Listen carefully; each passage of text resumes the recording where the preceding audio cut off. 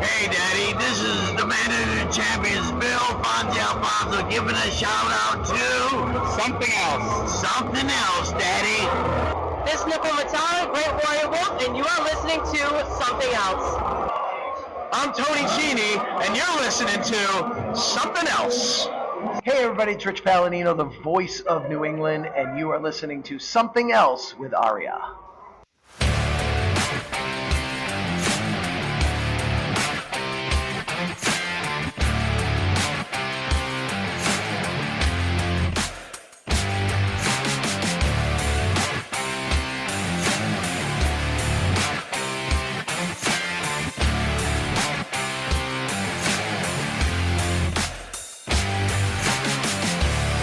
And welcome to episode number 167 of Something Else. Feast your hair holes on this week's episode as we took a look at Mid-South Wrestling and World Class Championship Wrestling from February 18th, 1984. And joining me here at the broadcast booth this week, he is the George Weingroff. To my Mike Reed, it's Trae. And Trae, I don't know what's causing me to do a Howard Cosell impersonation, but here we are. I did not know what you were doing. I know the name Howard Cosell, but I don't know. Was it like a sports announcer or a newscaster? He was a sportscaster in the 70s and 80s. Okay, yeah, I know the name. I think I don't even know what happened. Like I stumbled over my words and I somehow thought it would be better if instead of just talking over it and keep going, if I transitioned into an impression of a 50-year-old sports announcer. And how are you feeling about that choice now? I'm thinking that if this was a show that like we wanted to keep it professional, I should go back and re-record the opening. But fuck professionalism? Joe, if we tried to make it professional. Yes. If we tried to make this show professional, it would probably be pretty fucking boring. So you and I were having a conversation, as we often do. We were having a conversation before we started recording, and we were talking about the first couple of weeks that we did this show that were really rough, and then one week I had partaken in some Iranian tobacco, and it relaxed me, and then ever since now we were just off to the races. And you said it's been great since you stopped trying to be a good podcaster. Yes. Because it's like those first 2 weeks you were stiff. Like yeah. I think you thought I wanted a good professional podcast, yes. And I'm like, I want Brian and Vinny on steroids. Yeah, like the old Brian and Vinny show. And it makes it because that was my favorite shit. Like that was the shit that I fell in love with. Yes, the old Brian and Vinny. I want the 27 people who listen to this show to go, holy fuck! Nobody listens to this, but they should be. Yeah, exactly. Yeah. Me spoiling what our actual listener total really is. Oh. Hey, look, don't feel embarrassed because the other day I was sending you some screenshots that shows you the real play numbers on the Oh My God cast. So you have nothing to be embarrassed about. You sent me those screenshots? I don't think you did. When I was it was really this was so funny to me. I don't remember why. I sent you a screenshot of one of the episode titles because you were watching and you saw the episode with Stan Hansen, and I sent you a screenshot of where I had named the episode after a line of that Stan Hansen promo, and then you replied something like what happened to Freddie Gilbert, and then I replied with a screenshot because the title of the episode 2 episodes later is Michael Jackson kidnapped Freddie Gilbert. Poor Fredward Gilbert. You know who that by is, the way, don't you? Yeah, isn't it Jerry Lawler's other son? Yeah, yeah, it's Kevin Lawler. Yeah. Um, I gotta tell you, like, I never really went and watched those original early ECW shows before because I figured there's a reason, like, more than just Eddie Gilbert quits the company. There's a reason Paul Heyman has to take over and, the company explodes under him and not Eddie Gilbert. But it's like honestly, like the actual wrestling, whatever. I mean, you have Don Morocco and Tito Santana and Jimmy Snuka in 1993. So like you're not watching this show for the wrestling, but you get shit like, Jay Sully and Eddie Gilbert doing wraparounds from the studio, and like Eddie Gilbert going out on the street and pulling in like homeless people to take part in skits on the show. Like, I'm It's sure they so were all fucking crazy. planned, Okay, but I have I have this fascination with how if you really look at it, there are so many ways that like there's like a flow chart that starts if you start with Memphis wrestling in the early 80s over time like that morphs into what ECW is going to become because of the influence that Onita took back to Japan and the influence that FMW had over ECW. So it really like ECW in a lot of ways is just like a couple of degrees removed from Memphis. So it's really interesting to see the brief period where somebody tried to book ECW like it was a Memphis territory. um, you kind of wonder though, like, what if? Because I know obviously Eddie Gilbert had his issues. Do you think ECW, obviously not in the same way, but do you think ECW could have thrived as an Eddie Gilbert booked Memphis territory? Yes, I do because they were already starting to have the I don't know. I think that it would have been popular among like hardcore wrestling fans. I don't Mhm. know that it would have blown up with like the cult underground like Paul Heyman's ECW did. Because Heyman, say whatever you will about him, and there's certainly criticisms that can be made of him as a person. He was very good at having a finger on the pulse of the zeitgeist, and he's the one that that's why ECW as it was is just the most quintessentially 90s promotion there could be. And I don't think Does that it, Eddie Gilbert's ECW would have been that.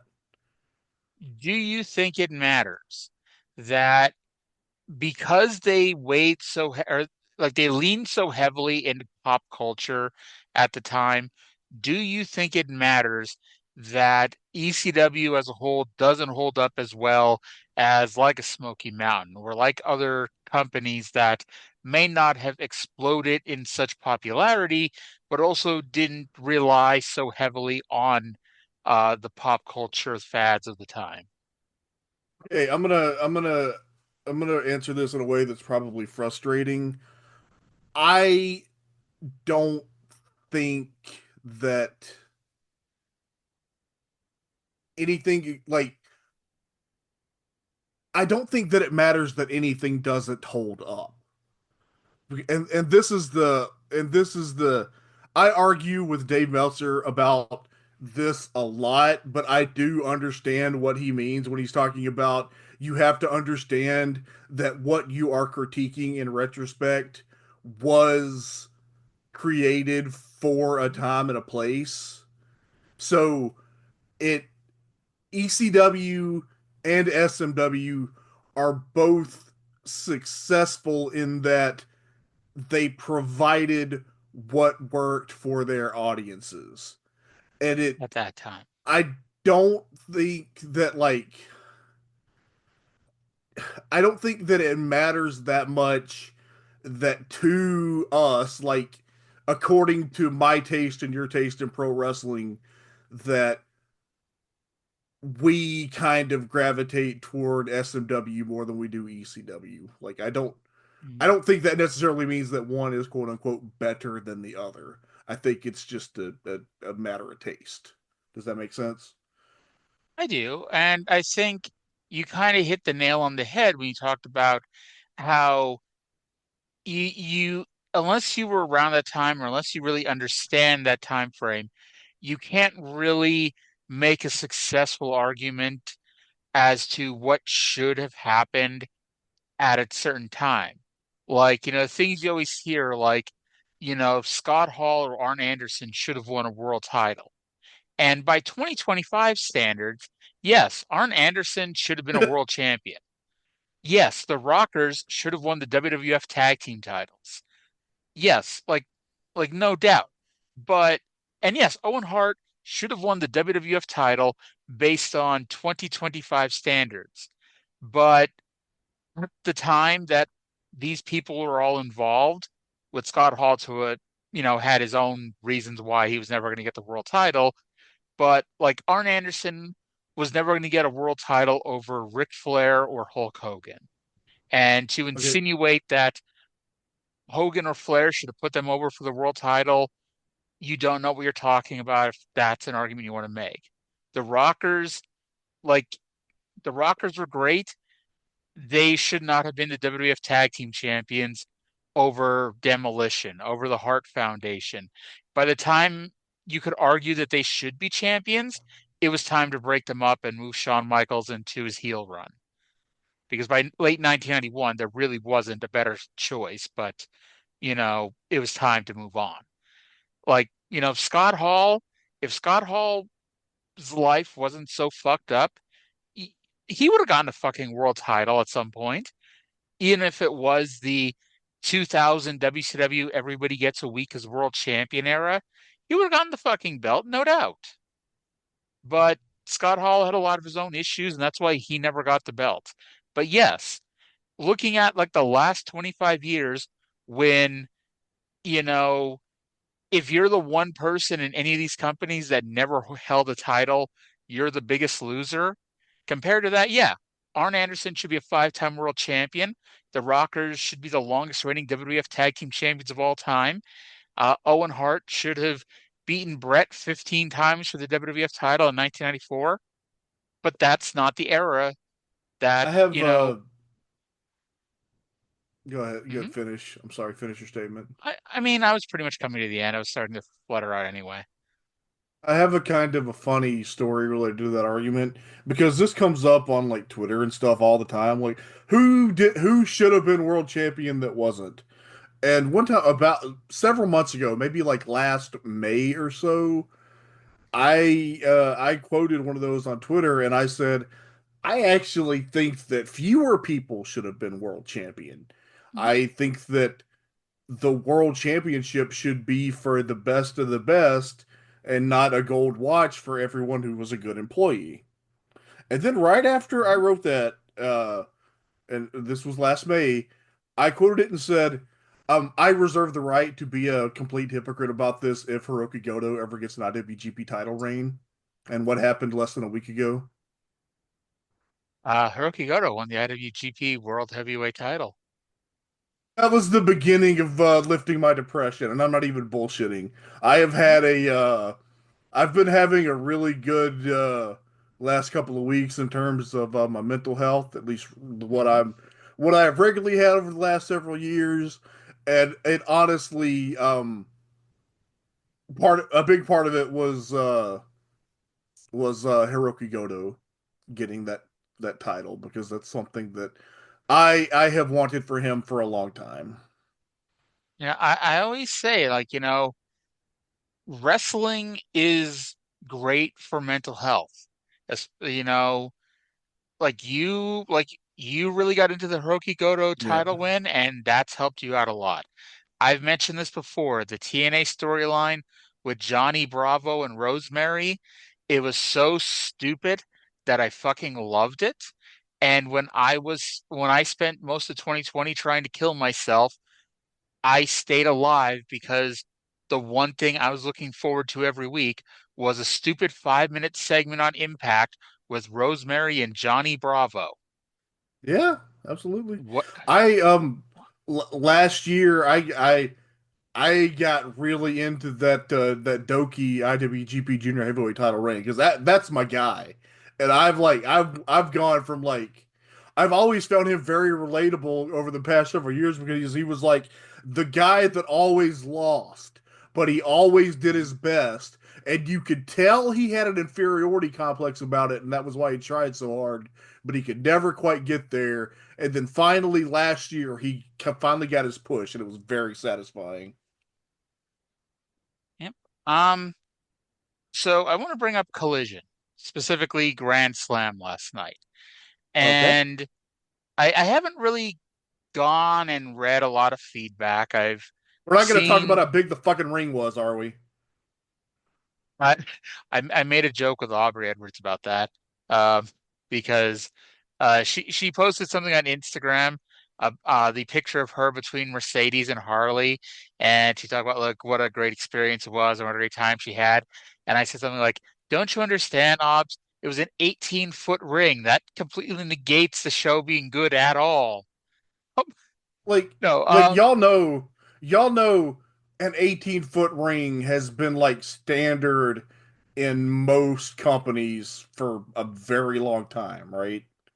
yes. Um, it's funny because like WWE was 20 feet, WCW was 18 feet, and ECW was 16 feet. And we lived through the 90s. Believe me, we all did. And Yeah. none of us, like, it wasn't the end of the fucking world. But I saw a few people talking about the ring, but honestly, until you brought it up, I never saw anybody talk about the size of it. And then as soon as I saw you say something about it, I saw a lot of people say something about it. Fortunately, I think the complaints about the ring were like a very small number of dipshits, and then the rest of the conversation was people like me making fun of people making a big deal out of AEW renting a 18-foot ring for its Australia show. So I'll be honest, I didn't even notice it. The thing I did notice that I kind of obsessed over, but not to the point that I even tweeted about it, was the not consistent color of the outside the ring mats. Like that one side was like a grayish color as opposed to the normal uh, black of the rest of the I didn't sides. even I didn't even notice that. Yeah. That's like me and my touch of OCD. That's what I noticed. But I wanted to Yeah. talk about the booking of it. And I get you can make you can easily make an argument for every result on the show. And I'm not even talking about Tony Storm Mariah May. That was the right finish. And like the opening match, as much as I'm now going to complain about Australia and New Zealand going 0-4 until the main event, I'll even say the opening match, the right team won, you know, and plus the fans were really into it.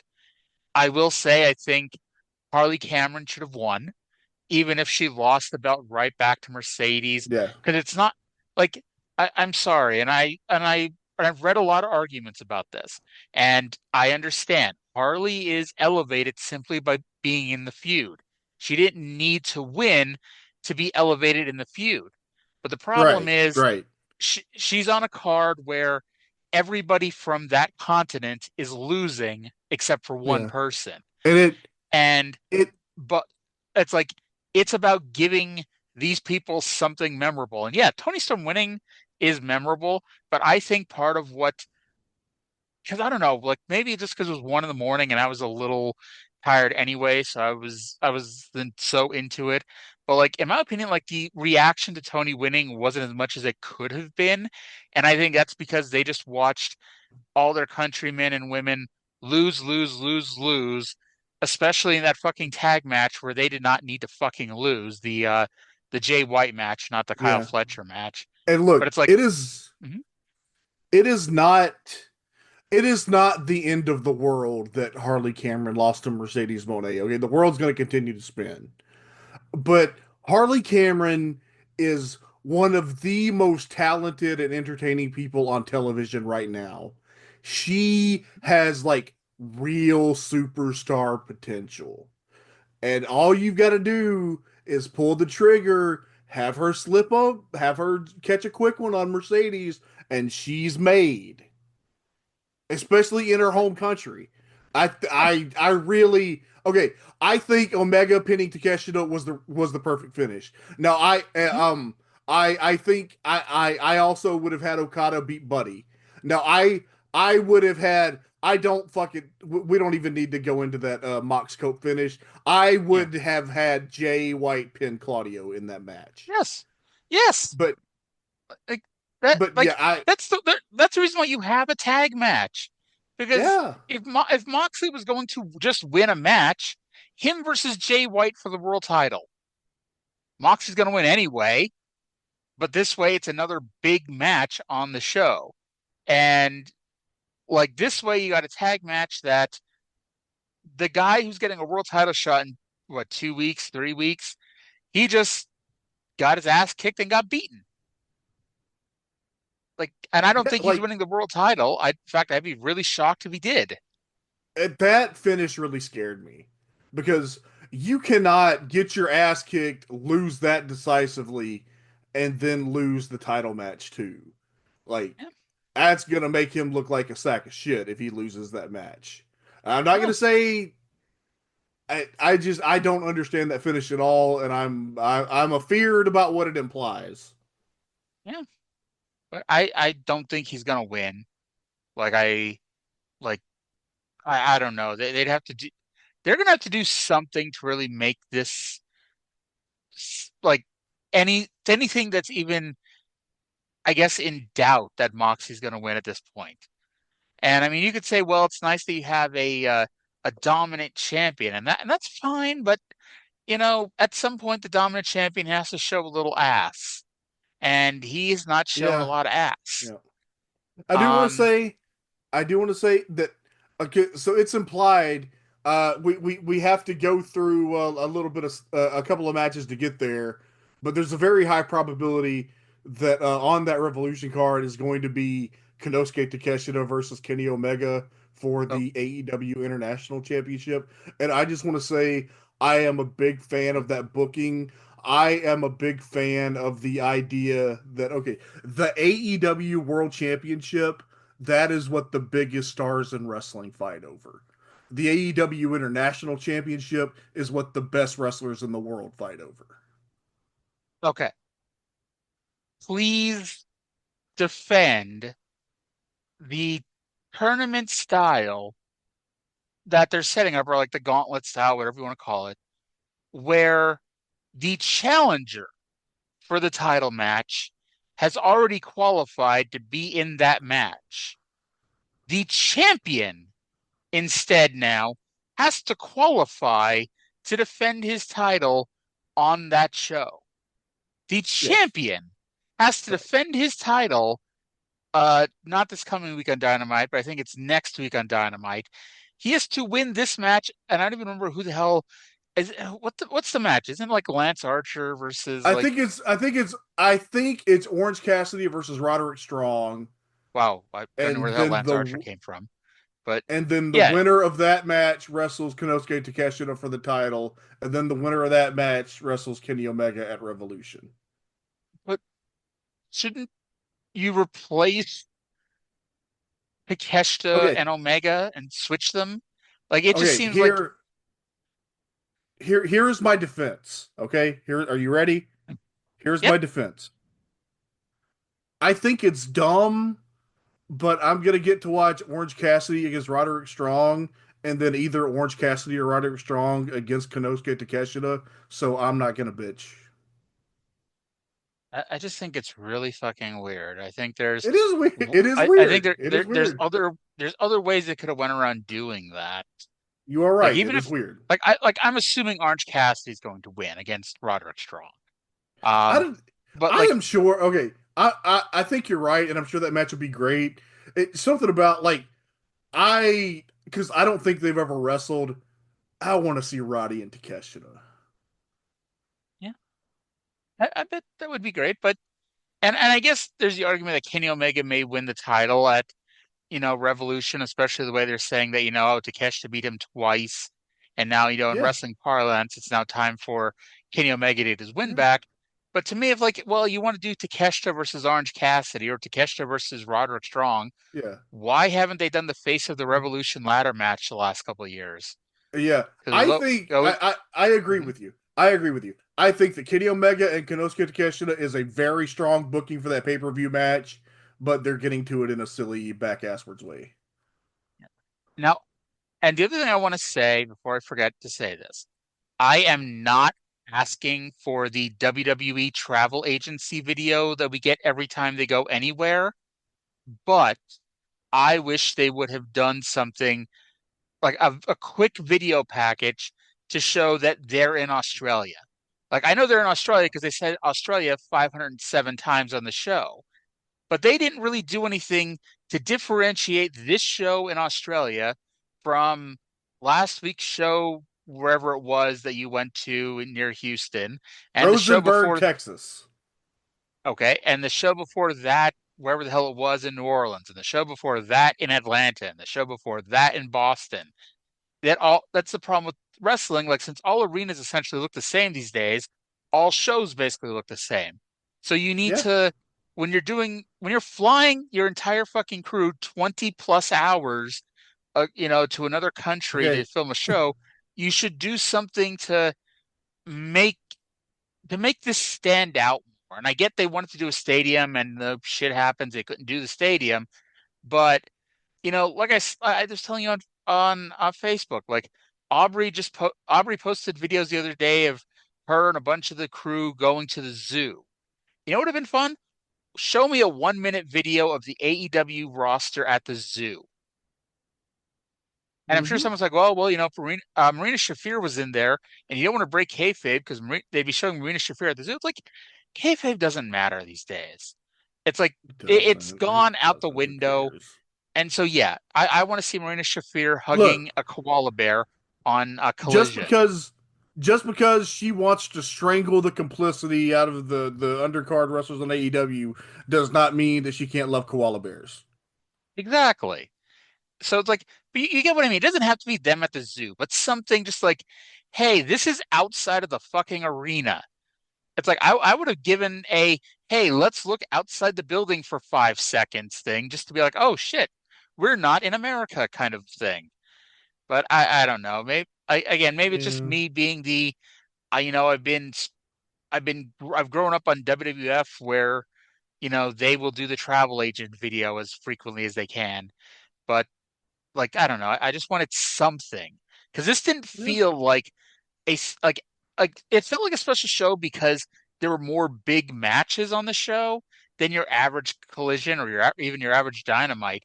But it didn't feel like a special show by the standards of anything else. Like, you know what I mean? Yeah. Like the stage was different, but like Right. it wasn't like a Yeah. pay-per-view stage. It was, whatever. Like they didn't there wasn't really anything that like if you ignored the banners and like the graphic, what's the difference between this show and every other show? And I I, think they I could have worked at that better. I will say that I thought this was a very strong show in ring. Hmm. And I just want to say for the record, I may be in the minority opinion having this high of an opinion, but for me, the Tony Storm Mariah May match, 10 out of 10, no notes. Okay. Um, by the way, and again, I know Tony Storm did win, so it's not quite this bad, but all those people losing, it reminded me of a story that Lance Storm told about how there was one WWE TV show in Canada, and Yeah. every Canadian wrestler on the show, who, mind you, were all heels, but they're in Canada, so they all got pops, they all went and lost. So these fans went to see their heroes wrestle, and all of their heroes lost. Yeah, And like I said, I think I would have done the show exactly as is. Well, other than like what you said with the bringing attention to the fact that you're in Australia. As far as the matches, I would have done everything as is, except I would have had just Jay White pins Claudio with the switchblade or the Blade Runner, and I would have had I would have had Harley Cameron catch a quick one on Mercedes. I'll be honest, I assumed they were going to be like especially after that opening tag match. After that, I assumed there was going to be two wins by the locals, and Tony Storm was going to be one of them. And so I'm Yeah. like, okay, so who's the other one? And I'm like, I was confident Okada was winning, But when Harley lost and Jay White lost, I'm like, are they really gonna put Buddy over? Like that was like in the back of my mind, like, yeah, they could do that because they don't usually do like these quick back and forth title changes, which just shows you that they can do it. But like they could put Buddy over here and then put the belt back on Okada on the pay-per-view. But you know, I don't know. They decided to go in Oh, a different direction, and they're going back to Australia next year. And cool. Boy, this show did like what 10,000 paid, give or take, and $1.25 million at the gate. We'll see what next year's show does because they've. uh, Mhm. Okada and Buddy Matthews. They had a match on a New Japan show 2 or 3 years ago that I thought very really underdelivered, but I thought I thought they nailed it this time. So kudos to Buddy in particular. He acquitted himself very well. And final note, because you realize we have been talking for 42 minutes and we have not That, at all talked that, about the shows we're going to review. that's Uh, why I'm giggling. 'Cause I final looked at the note, clock. yeah. The Tony Storm Mariah May finish that I am apparently in the minority. I love the classic. Nothing else that I have done has been able to do the job, but a fucking nice tight inside cradle 1 2 3. That was beautiful. I think that wrestling fans need to be educated that Yeah, anything can win a match. And in order to educate yeah, people, you need to have anything win a match. yeah. Absolutely. You know, I, I, oh my God, I know I'm about to go on another tangent here, but we may need to just make this a separate fucking show at this point. Um, but the whatchamacallit, I've been going through my stuff for book number two and going through 1992 WCW, and Watts brings in Dr. Death Steve Williams and Terry Gordy and has them work a very boring for American standards, a very boring submission mat wrestling based style. And he sacrificed the main event of one pay per view and multiple matches on a second pay per view in an effort to get this style over. And the issue wasn't that, he's educating the fans to submission wrestling and mat wrestling. It's that they weren't winning matches with these submission holds, except against like jobbers. But all that just goes back to say, nobody's going to, nobody's going to care about your submission wrestling unless it beats people. Otherwise it just becomes rest holds. That Rick Rude Masachono match from Halloween Havoc. There's a lot of shit to go that in addition that sucked about that match. But part of it was 20 minutes of Masachono doing submission holds that because no one ever wins with submissions at the time, those submissions meant nothing to this crowd. Are And you they were far more excited in the two people in the crowd having a fist fight than they were in the world title match going on, 10 feet in front of them. are you familiar with the term so and so could fuck up a wet dream? Bill Watson 92. Bill Watts fucked up the Steiner brothers versus the Miracle Violence connection. Yeah. Like it sounds like one fucking amazing match, and it is to a degree.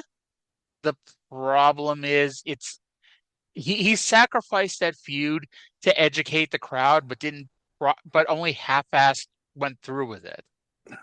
And it's like I guess at the end of the day, because then come Halloween Havoc and Terry Gordy quits and he gets replaced by Steve Austin, the two Steve Williams have a much better match with Wyndham and Dustin Rhodes than we'd seen Williams and Gordy have for the last 4 or 5 months It's weird because they because basically.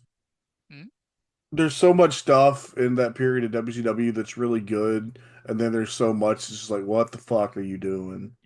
Yeah. Ron Simmons versus the Barbarian was a world title match on pay-per-view. And hey, I'll Yeah, it say was bad. it was twice as good as the Masachono Rick Rude match. Yeah, that was real bad. We Yeah. just if you want to know more, about Halloween Havoc 92, and you Read just 40 years can't of wait. pay-per-view book 2. You just can't wait until for Arya's second book to come out. Go to ohmygodcast.com. Last Halloween, this past Halloween, as a bonus show, Ben and I reviewed Halloween Havoc 92. Nice. Nice, nice, nice. Um, all right. So now that we're 45 This minutes into the fucking show, is a let's record. talk about Mid-South Wrestling. I'm serious. I may need to just clip this and put it as a bonus show because I, I don't know. Like We may have we're gonna, to, yeah. yeah. So yeah, if this is somehow the beginning of the show that you're now listening to, um, we just went 45 minutes about everything but this show. So we'll see how this goes. We'll see, I guess. All right. So let's go to the intro of the show. Mid-South Wrestling, Jim Ross and Boyd Pierce. I almost forgot his fucking name for a minute. I wanted to call him Bob Caudle. Jim Ross and Boyd Pierce are going to intro this week's show. Let's go to them right now. This week's edition of Mid-South Wrestling Television Network. I'm your host, Boyd Pierce, and we have a lot of exciting action coming up as we move into the third round of the Mid-South Television Tournament. Remember, $10,000 and a beautiful medal to the winner at the culmination of this tournament. This week's match, the Junkyard Dog takes on Russian Nikolai Volkoff. The Mid-South Tag Team Champions will be in action. That's Mr. Wrestling 2 and Magnum TA.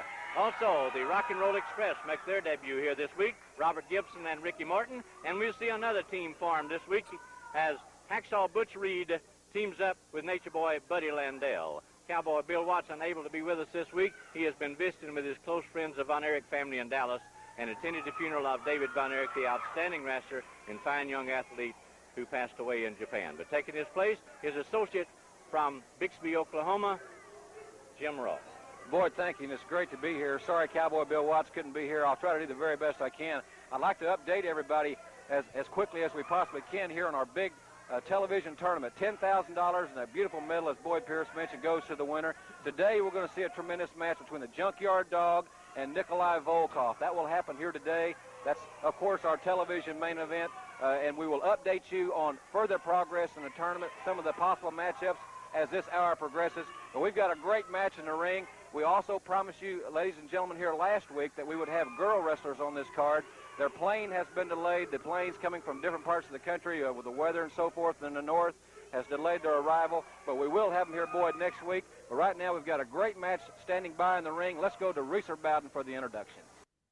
All right. So I haven't watched next week's show yet, but do you know when they tape next week's show? So next week's show, this is the first taping. So next week's Yes. show would be taped with this show. In Yes. about an hour. Yes. Yeah, yeah. So I guess we'll see if the popular girl wrestlers show up on next week's show. Did you notice during the World Class show that they also said that the girl wrestlers would be there soon? I probably did. It's been a while since I watched these shows. But yeah, so the popular girl wrestlers are not here, and George Weingroff isn't on World Class. So maybe their planes got mixed up and the popular girl wrestlers went to World Class and George Weingroff came here this week. I, You know, maybe. I will say this is not funny, but it's funny.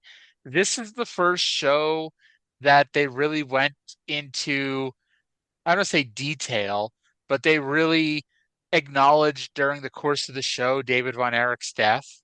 Yeah. Because, like we mentioned last week, World Class was taped 3 weeks ago at this point, and David Von Erich is all fucking over it. And they put in like a 30-second clip that we played last week at the end of the show. But like, this is the first wrestling show that we're watching that is mentioning it within the body of the program. And much like how we had the World Class TV champion on Mid-South here for the first time. For the first time the World Class TV Championship was ever mentioned, we had them on here for a few weeks, Brian and Diaz. This is the first time David Von Erich's death has really been brought up. And Bill Watts is attending the funeral, and that is a shoot. Bill Watts Yeah. was attending the funeral of David Von Erich.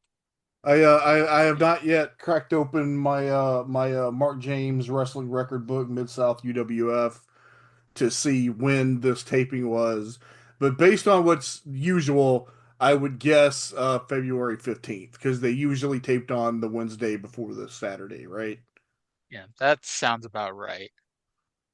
Um, but yeah. So going to the ring, we have the tag team champions, Magnum TA and Mr. Wrestling 2 versus Jerry Gray and Tom Lentz, who, say it with me, played a little football. How long is Tom Lentz going to be with us? Uh, I don't know, but Tom Lentz, who played a little football, and Jerry Gray are the most generic looking jobber team of all time. Like this is Team Dollar Store action figure wrestlers. which makes them a perfect jobber team. Yes, absolutely. Yeah. By the way, don't ask me what we think about this, but this is what happens when you watch a month of Mid-South wrestling in one sitting.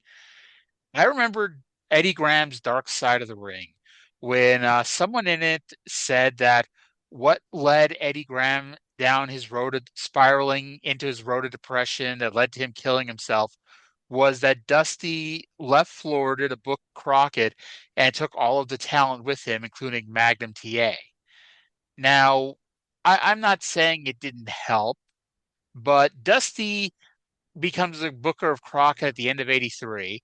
Magnum TA is here in Mid South until the end of '84, and Eddie Graham dies in '85.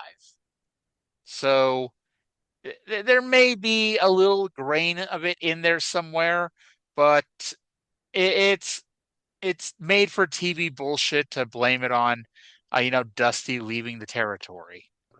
Look, if anybody knows of like anything worthwhile that's been written about Eddie Graham as like a booker, get with me because I'm just really interested in learning more about like why he's so highly regarded as a wrestling mind. I'll be honest, I don't know enough about Florida to really say one way or See, the neither other. do I. I just know that like so many people are like Eddie Graham's the greatest booker of all time. Yeah. So I want to know why. Because I mean, Florida, He taught Watts, he taught. There's no telling how many other people. Florida was a hot territory there for a while. And, when to the point that when Dusty left Crockett, or he left at this point, I guess WCW in '88, he did not go straight to the WWF. He tried to, relaunch the Florida territory in '89, booking it himself. And spoiler alert, it did not work out for him. I wish that the Florida TV was like readily available because that seems like it would be right up my alley. I think it could have been interesting. Too bad we don't have the Florida TV from like the late '60s and early '70s to see Hulk Hogan sitting there in the crowd. But Yeah, yeah, yeah. that'd just be weird. But yeah. Um. So by the way, Magnum TA wins with a belly to belly. I didn't even write down who he beat. Jerry Um. Gray. Makes sense. We got to protect Tom Lentz. He played a Jerry little Gray's never football. cut a promo on this show. Did Jerry Gray play any football? Maybe. We don't know I because mean, he never cut a promo. I assume everybody in Mid South Wrestling played a little football. It's the rule that you have to in order to get a. I guess he's not getting a push, but you have to play football in order to even be on TV in Mid South Wrestling. Yeah, makes sense. Yeah. So let's go, and I guess we probably could have previewed this a little bit. We have some tension here between the tag team champions. It doesn't get mentioned during this match, but let's go to JR, who's going to bring up a recent happening in New Orleans Oh, at the yeah. beautiful UNO Lakefront Arena. And this is in two parts, and we'll come back after part one. Wrestling fans, it's great to see Mr. Wrestling 2 and Magnum TA working as closely as they do without any friction. And that may sound a little bit unusual, Boyd, because I'm sure a lot of the fans have no way of knowing some things that have gone on just the past few weeks. Last week, in fact, in New Orleans, at the beautiful Lakefront Arena, a tremendous crowd was there for another great wrestling event. And Cowboy Bill Watts was in the dressing room interviewing the Junkyard Dog.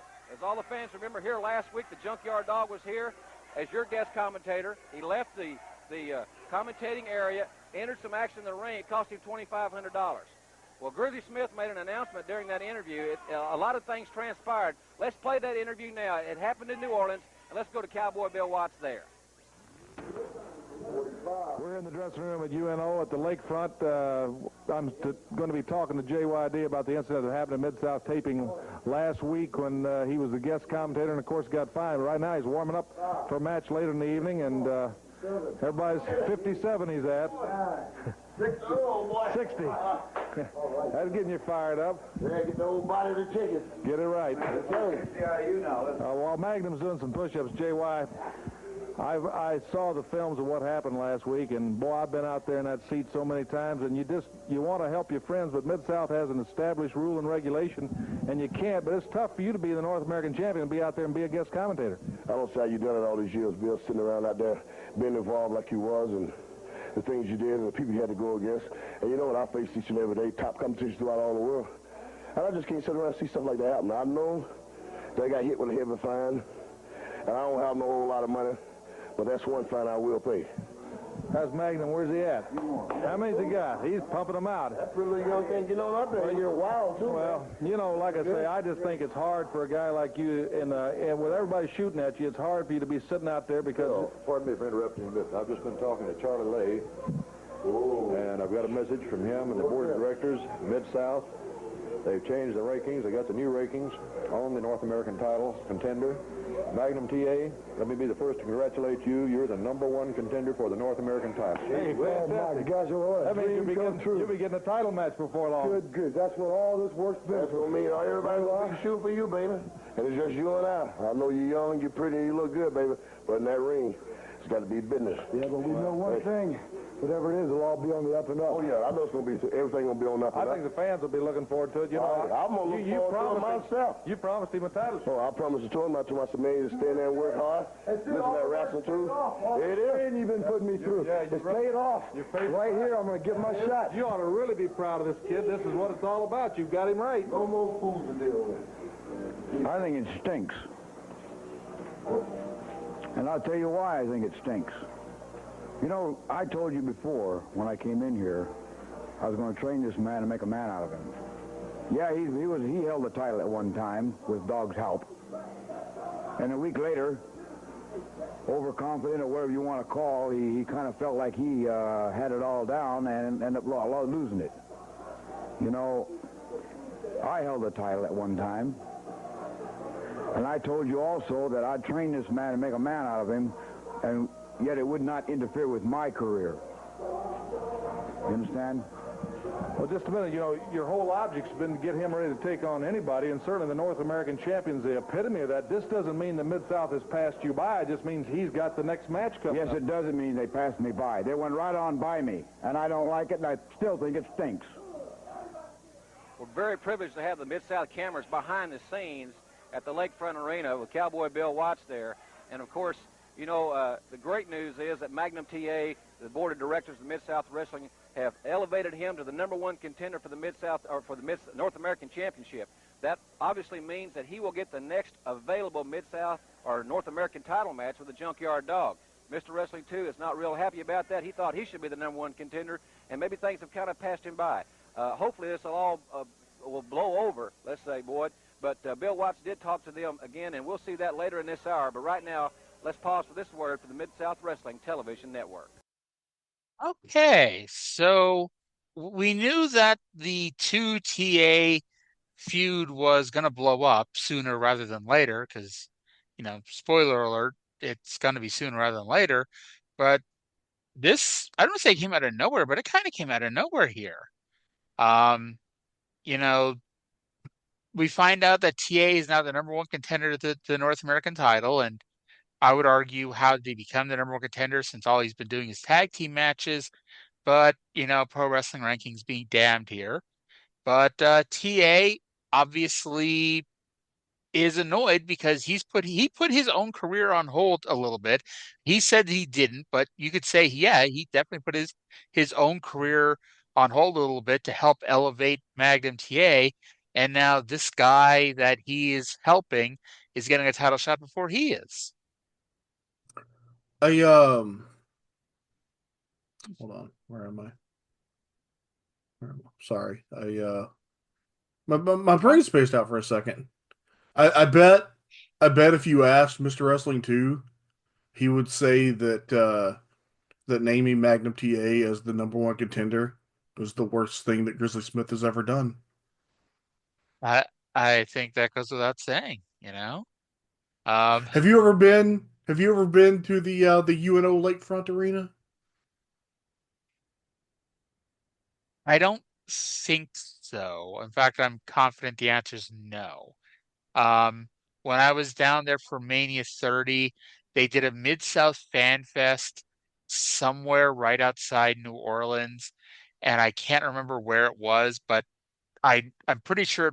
I mean, I don't know where Shreveport is in comparison, but Chalmette. okay, it was in Chalmette, I Chalmette. think So was yeah, yeah.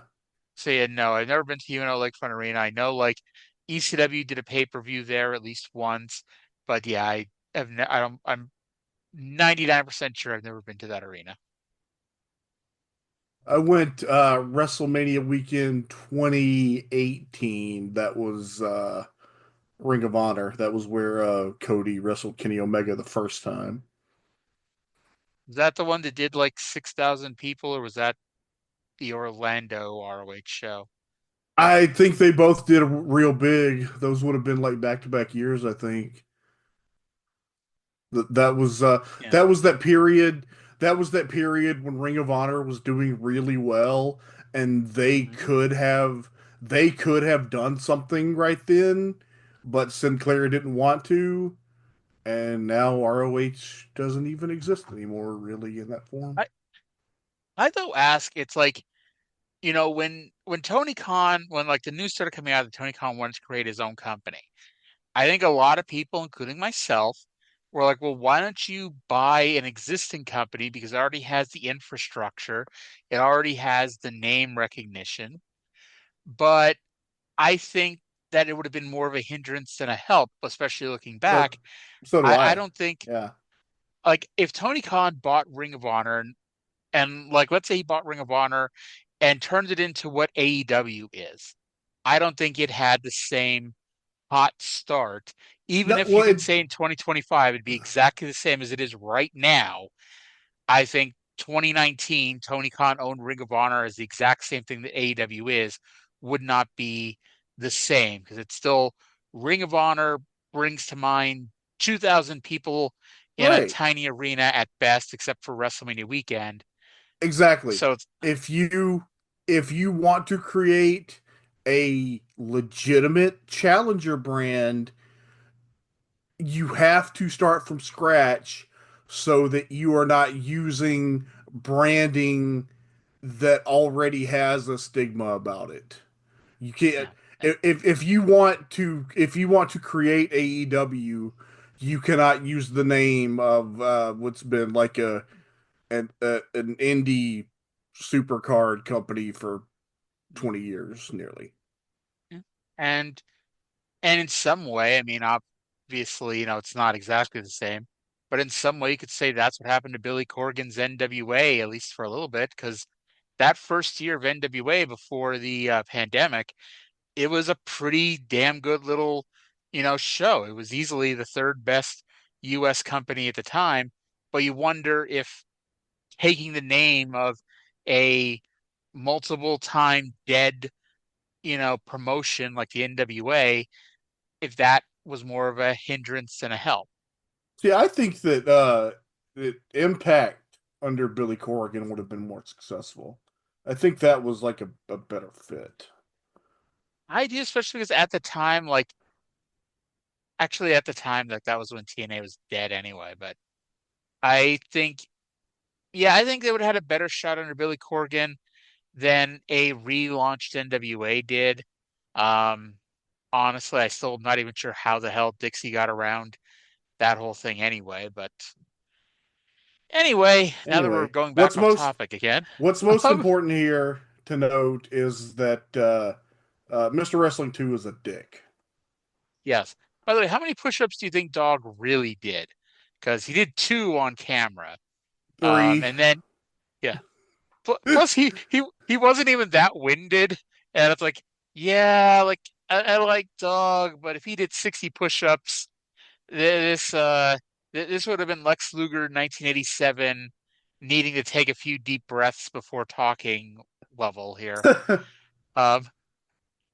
Or maybe he did 60 total push-ups, just not consecutively. You gotta do that. You gotta do that the Stan Hansen way, where you just own it and cut a promo about how you're out of breath. By the way, and I was gonna say, I say this as somebody who definitely could not do 60 push-ups right now. When I was in high school, our gym class, we had to do calisthenics every day before we really got into gym class.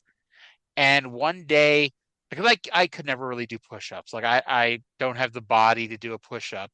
But one day our gym teacher said that if I did a diamond push-up, one diamond push-up, then we wouldn't have to do calisthenics at all that day. And you know what a diamond push-up is, right? It's like you do the diamond cutter sign and do a push-up. Oh. Yeah. I did 1. And nice. it was probably like, it's one of those things I kind of wish somebody videotaped it, because it was like, I'm sure it was the ugliest diamond push-up in the history of the world. But I did 1, and that got us out of calisthenics that day. Fantastic. Yes. Now that we're going to talk about diamond push-ups, let's go back to JR to talk more about this Mr. Wrestling 2 situation. Well, wrestling fans, we kept our cameras back in the dressing room area on that momentum, that tremendous night in New Orleans at the Lakefront Arena. Cowboy Bill Watts had an interview with Mr. Wrestling 2 and Magnum TA. Now, this happened after Grizzly Smith came in and talked about the ratings, the rankings. We've seen that piece of film. But Bill Watts interviewed Mr. Wrestling 2 and Magnum TA right before they went into the match for their big match that night. And let's listen to their comments at this time. Well, I'll tell you, you flabbergasted me. You left me speechless, and I'm very seldom without a word, but I thought you would be one of the first to congratulate this man. This was seemingly the whole goal, that you came to be his coach, that you were going to teach him, that you were going to improve him. You said he didn't have enough intensity, and he's got it all in Mid-South, and all the promoters have recognized it, and they made him the #1 contender for a title shot, a North American title shot, and you're upset about it. And I've got to ask you again, why? Why shouldn't I be upset? They're bypassing me. They shoved me to the side. They're giving him the opportunity. I don't think it's right. Now, wait a minute. They said he's #1 in line for the shot. They haven't said that you don't get the opportunity. You're a Mid-South Tag Team champions. You guys have got to defend those titles. Do you think there's some conspiracy or there's some reason why Mid-South is passing you up? Yeah. Yes, I do. Yes, I do. Junkyard Dog, first of all, knows he can beat this man.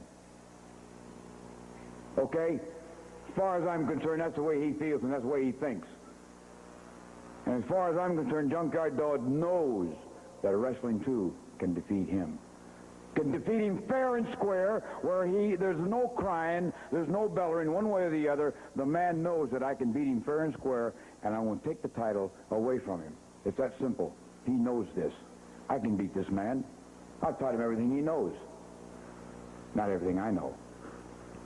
You know, too, there's no competition between you and I. Gosh, you taught me everything. You brought me to where I am today. I don't ever want to have to wrestle you. I just want us to go on like we have. You be helping me, be my coach, do all the things we've done. I want to continue to progress.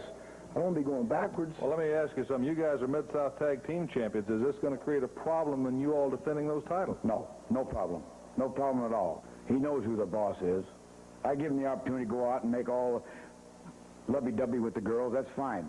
But he knows who the boss is, and that's me. Problem. But I still think it stinks that he gets the chance at that title, and I don't. It's that simple. Well, it's quite obvious that Mr. Wrestling 2 is very unhappy with the rankings, the way that the Mid-South Board of Directors have ranked the wrestlers.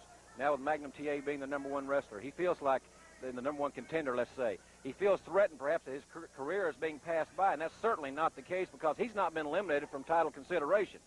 The Junkyard Dog, Magnum TA, and Mr. Wrestling 2 are all champions. The Junkyard Dog, the North American champion, and Magnum TA and 2, of course, the Mid-South Tag Team champions.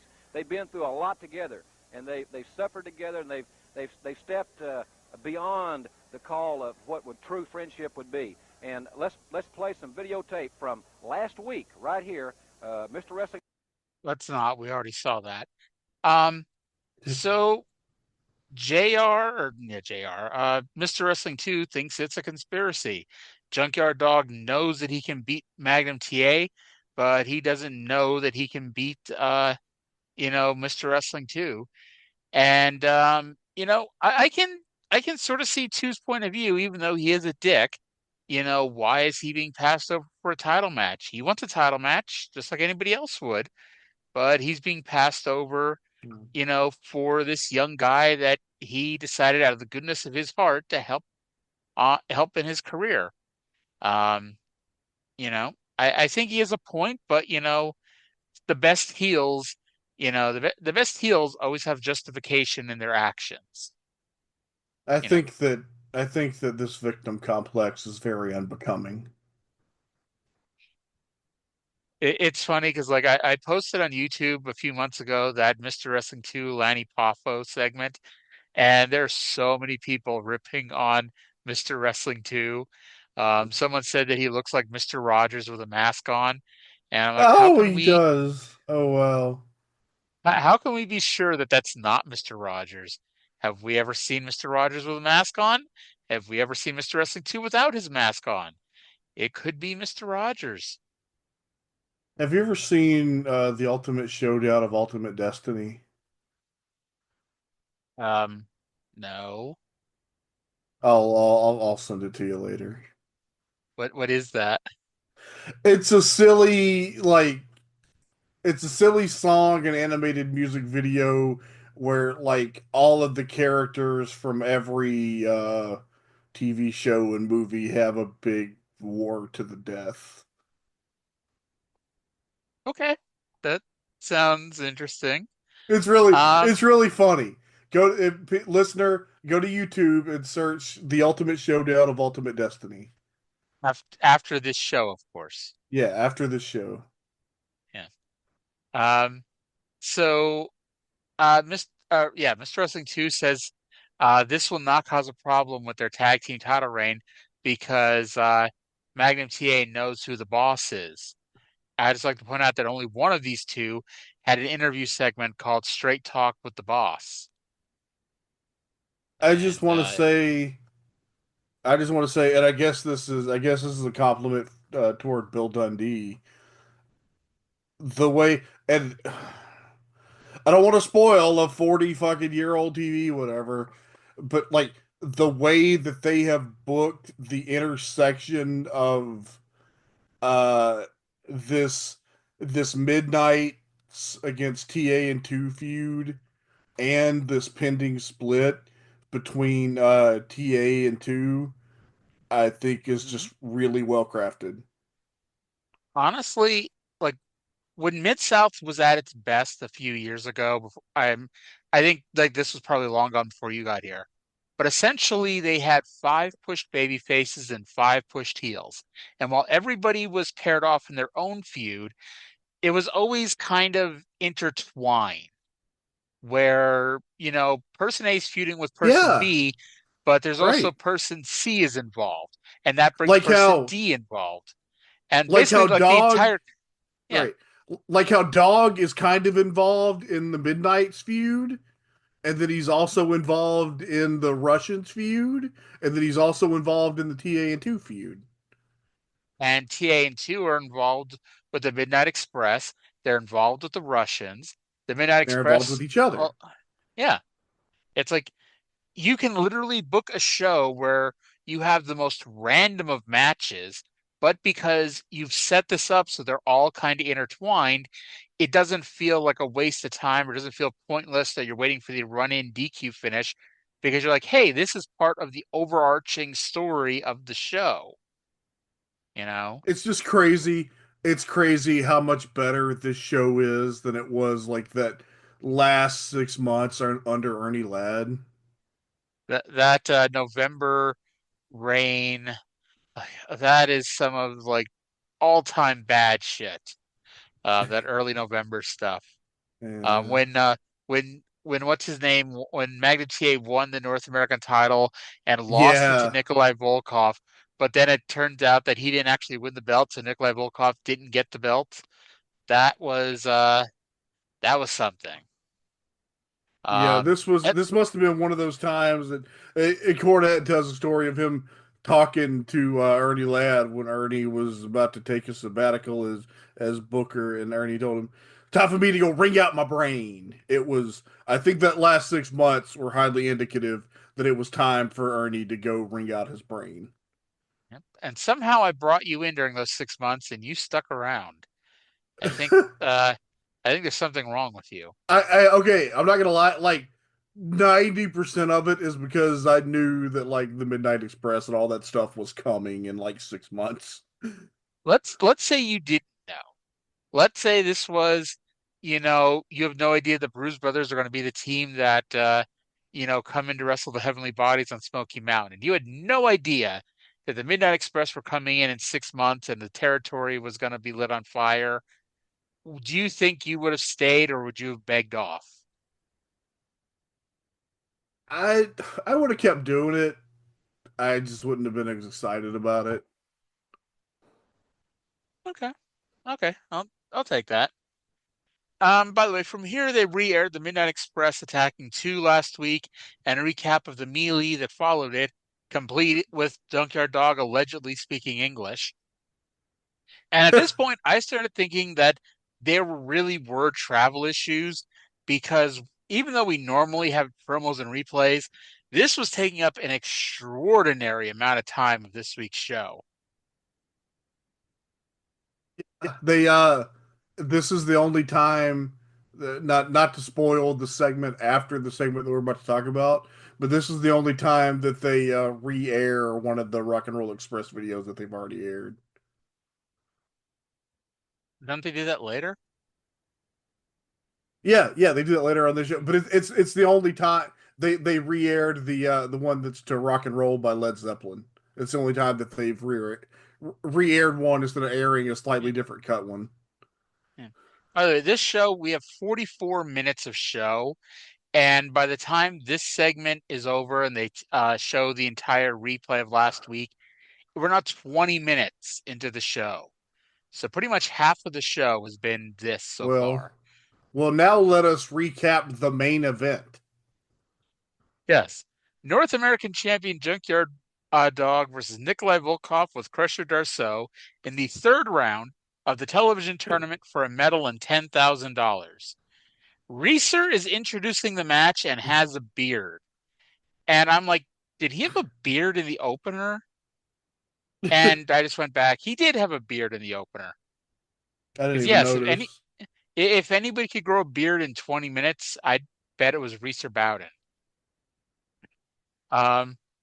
I note that they turned off Dog's music before he was even in the ring, which I don't know if that's more just Dog getting really slow or, somebody fucked up with the music cues here. Outran Terry Taylor, who Dog did not turn into, but instead he was there for immoral support. Terry Taylor stole Nikolai Volkoff's rope, and Dog pinned Volkoff with a thump in like 10 seconds. I wrote that Dog is probably still exhausted from doing 60 push-ups at the beautiful UNO Lakefront Arena in New Orleans. 11 seconds was what my stopwatch said. Thankfully, they gave these guys enough time to have the match that they, whatever match they were going to have. I can't imagine a Nikolai Volkoff Junkyard Dog match being any better than this. It was the perfect length. Yeah. So now Junkyard Dog is going to advance to, I think, the 8th round of the tournament. Something like that. So. Maybe the 7th round. Yeah. Oh, Lord. I think we mentioned this, but can you imagine if, like, they called the rounds the way that, every other normal human being talking about tournaments has ever called the rounds? They're like, okay, win the 3rd round gets you to the 7th round. Winning the 2nd round gets you to the 6th round. This doesn't make any damn sense. No. And this is where I noted that last week I was kind of disappointed that we won't get any more Rock and Roll Express videos when we got another Rock and Roll Express music video. And I'm like, they're really stretching to fill the time this week. I'm like, maybe fucking tell Dog to put in more than 11 seconds. Yeah, this one was this was re-airing the one that was to Rock and Roll by Led Zeppelin. So then we got Rock and Roll Express in their debut versus Dale Vesey and Pat Rose. I almost said Pete Rose. Pat Rose. And you know what I just discovered while watching this match? There were girls at the Irish McNeil Boys Club in Shreveport, Louisiana. I didn't know they were allowed at the boys' club. I know, right? Say what you want, but we can make all the jokes in the world about that. These are all the future rats of Ricky and Robert, but the girls fucking loved these two, and they squealed in delight at these teeny boppers. Hey, we do not slut shame on this podcast. We love rats. Yes, you do you. If you want to be a rat, knock yourself out. And if you want to do Ricky Morton, assalamu alaikum. Yes. Reeser had to do his fucking introduction. Unlike Boyd Pierce a few weeks ago, despite wrestling already happening. I wrote not he gets even the paid best, by the word. That's not even the best one of those we're going to see today. Nope. I think Reeser was watching some World Class and was like, "You motherfucker, you wanna do your whole intro? I can do that too." Gibson pinned Vesey with the double drop kick. Yeah, Young Rock and Roll look great. You can immediately see that they've got something special as a tag team. They came out to Rock and Roll is King by Electric Light Orchestra. And if you notice, because I just happened to notice, during the bumper where they played Rock and Roll is King, they actually played the part that Jerry Jarrett edited out of the song because it says, "Come with me to a land of make-believe." And goddamn it, Jerry Jarrett wasn't going to have the word make-believe anywhere on his wrestling show. Yes, because the Memphis territory, as we discussed a few weeks ago, it's very believable. The territory that booked Frankenstein and Freddy Krueger and Batman was very, very, very serial. Yes. Or Kane as a Christmas tree. Yeah. All right. So then we got Masao Ito versus John King. Now, last week, Lanny Poffo exposed Ito's big weakness, and that is to fight back. And so John King did not get completely squashed. He got a punch in before he got pinned with a splash. Because now Masao Ito... So go ahead. He lasted a minute and 31 seconds, did John King. Yeah. Masao Ito is now deciding that it's probably better to win your matches. So he now improves to a record of 2-3. Hey, he wasn't familiar with our culture, and now he's learning. He's assimilating. Well, you weren't here during the Mid-South run of Kamala, right? No. Okay. So you know how years later, especially in WWF, it was a thing where Kamala didn't know how to pin people. He would pin them on their stomach. And so, all his managers always had to keep telling him to roll over. Well, I don't know. Kamala almost got hit in the head too many times in the next few years because, watching these shows, he has no problem knowing how to pin people. Well, it's the more you learn, sometimes you got to remove stuff to make room for more stuff. I always laugh because he used to come out with a giant nose ring. And so while Friday would remove all of his other accoutrements, the first couple times Friday went to try to remove his nose ring, Kamala nearly beat his ass. And it's like, I'm going to take out my own fucking nose ring. It's like, you can tell, it's like, I do not trust you to do this. I apologize if I have told this story on the podcast before, but it makes me laugh every time I think about it.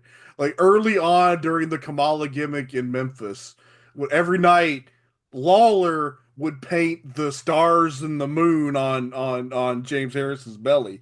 And one One night, Kamala goes, Mr. Lawler, why do you draw that banana on my belly every night? And he's like, James, that's the moon. Kamala, we Who love you. We love you. who was the jobber? Do you remember the jobber in like November on this show that had boots that had a star and a moon on it? Was that? I don't know why he did it, but do you remember that? No, no. I Okay. mean, I kind of do remember. I was trying to see if I could find it in my notes, but I don't. Nothing is coming up for Kamala boot. Well, it wasn't Kamala. It Well, was a different right, but jobber. it was right, but Oh, it was. I would say, oh, he's got the, you know. yeah. Whatever. Butch Reed and Buddy Landel versus the Brothers Penis. They Oh, tried to find new partners, but you can't keep 6 feet of penis apart. This is oh, George Weingroff and Lanny Poffo. there must have been three and a Um, half foot of dick on this team. yes. Apparently they needed the 6 weeks since they last were a team off to get their tag team continuity down because they ran mild on Butch here. They got the heat on Poffo and Buddy used a running punch to the face. They won with a diving shoulder block and the spinning elbow on Weingroff. And I think it's funny, like, Butch Reed was just in a tag team. They broke up that tag team. I think Neidhart may already be out of the territory, or if not, he's almost out of the territory. But it's like they don't have anything for Butch Reed to do. And that's been pretty evident during this entire Bill Dundee run because Butch Reed, he went from being, a top heel or, maybe even the top heel to barely being on the show. And when he is, he's an afterthought like this. He should probably turn babyface, right? Uh, he does in a while Because it's because like, he's the next black baby face yeah, once Dog leaves. you've got you've got the Russians and the Midnights as your top heel acts, and Yeah. you're about to have two. Yeah, Yeah. I don't know. Uh, Honestly, like I would say like it might like and I know he doesn't, but I mean it might be time for him to move on. yeah, might be. I thought they had a nice match. Like this was a slightly more competitive enhancement match. Like when you watch this show, there's a hierarchy. Okay, Weingroff and Poffo do a lot of jobs, but like Weingroff and Poffo are higher on the hierarchy than John King or Tom Lentz. Yeah. I kind of like this Reed and Landell team. Yep. And I Although, don't know if they really stick it out. I think they do have a little bit of a run together, but I don't know. We'll did see, I you guess, what happens. I just think it's did you weird that they. hear Mhm. did you hear JR note that young Eric Watts just won the Arkansas Valley High School Wrestling Championship? I did not notate that. No, Yeah, yeah. I think I've been doing. I guess I just expect anybody, to be putting over the kids to be Bill. So it didn't really perk my ears up as much. Actually, last year, the year before, they talked about Louisiana State's amateur wrestling team, and Bill Watts talked about young John Tenta. Oh wow, Yeah, and cool. this was, obviously well before he Yeah, gets into yeah. pro wrestling. Right. He's still gonna have a whole sumo career. Yeah. Then we got our final standby match: Crusher Darso versus Steve Brinson. Who? Steve Brinson. He had a bit of a run as a TV jobber through the Southeast for about 4 years. Darso almost won with a punch to the face and then really won with a Canadian backbreaker. And the show went off the air without a 3-minute recap of the television tournament for a medal and $10,000. They went a minute and 55 seconds, and I wrote nothing down except for the finish. Yep. So it was Mid-South.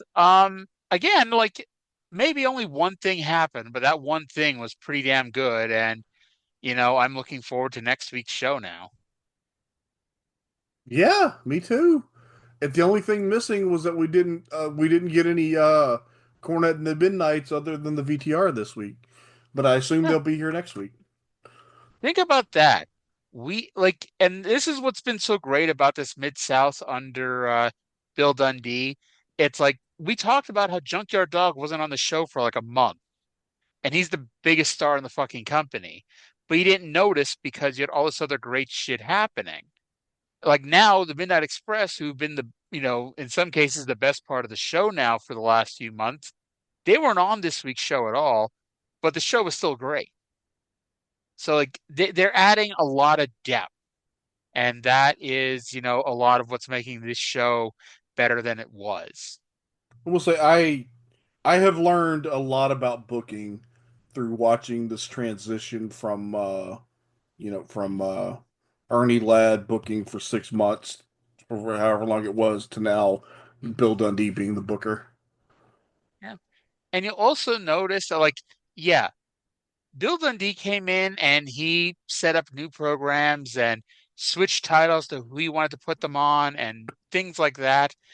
But it's not like, Shit Stain when he would come in and just essentially announce that all the previous storylines have now ended and we're just going to start over with new storylines. This is Yeah. what a real booker does. You Yeah. find a way to transition what's already happening, even if it's bad. You find a way to Mm-hmm. transition it because otherwise you're slapping the audience in the face. Exactly. Yeah, correct. Yeah. All right. So from here we go 100, however many miles it was. I've deleted that a long time ago. 100 and something miles to the west for World Class Championship Wrestling, February 18th, 1984. Again, before we go into this show was taped on February 3rd. David Von Mm-hmm. Erich is dead on February 18th, but he is alive and well on February 3rd, and he is all over this show. Let's go to Bill Mercer with funky music and the intro. This is World Class Championship Wrestling from the most famous wrestling arena in the world, the Sportatorium in downtown Dallas, Texas. On World Class Championship Wrestling, the World Heavyweight Championship match, the American Heavyweight Champion, the gentleman Chris Adams, challenging for the World Heavyweight Championship of Ric Flair. The Freebirds will be talking about their ever-growing problem, the Von Erichs. But first, we have the Missing Link and George Weingroff next on World Class Championship Wrestling. Yes, George Weingroff is going to be on this show, allegedly, because apparently that is just too much penis to contain to one territory. But today, Ric Flair is going to defend the world title against Chris Adams, which, I got to say, that's quite the interesting little match right there. How about that musical accompaniment? That was new. I mean, I'm actually. Do you think that's Peacock? Because I mean, that was a pretty smooth, thing. Like even with WWE Network getting better at this, it's usually a little too obvious and a little too drowning out the actual sound of the show. Do you think it was a WWE Network edit or was it the actual audio? I don't know. I hadn't thought about it until you said that. It could be. Yeah. But yeah, we got some funky music for the first time ever. So either way, funky music for the win. Play that funky music, white boy.